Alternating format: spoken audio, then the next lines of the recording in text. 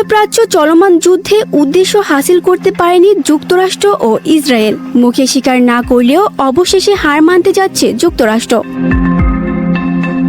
এই এলাকায় যুদ্ধের উত্তেজনা কমাতে ইরানের কাছে 15 দফার একটি শান্তি প্রস্তাব পাঠিয়েছে যুক্তরাষ্ট্র। দ্য নিউ ইয়র্ক টাইমস এবং রয়টার্স নাম প্রকাশ্যে অনিচ্ছুক সূত্রের বরাত দিয়ে এই তথ্য জানিয়েছে। তবে পরিকল্পনার নির্দিষ্ট দফাগুলো আনুষ্ঠানিকভাবে প্রকাশ করা হয়নি। খবরে বলা হয়েছে, পাকিস্তানের মাধ্যমে এই প্রস্তাব তেহরানের কাছে পাঠানো হয়েছে।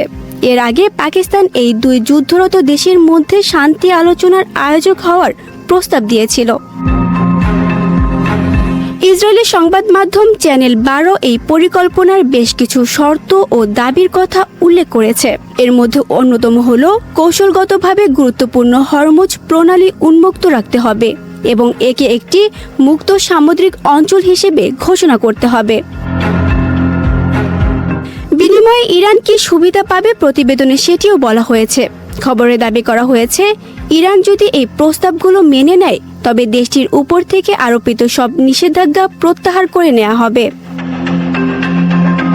অবশ্য ব্রিটিশ সংবাদ মাধ্যম বিবিসি জানিয়েছে, তারা এখনো এই সংক্রান্ত কোনো নথিপত্র দেখেনি। গণমাধ্যমে আসা এই তথ্যর সত্যতা যাচাইয়ের চেষ্টা করছে তারা।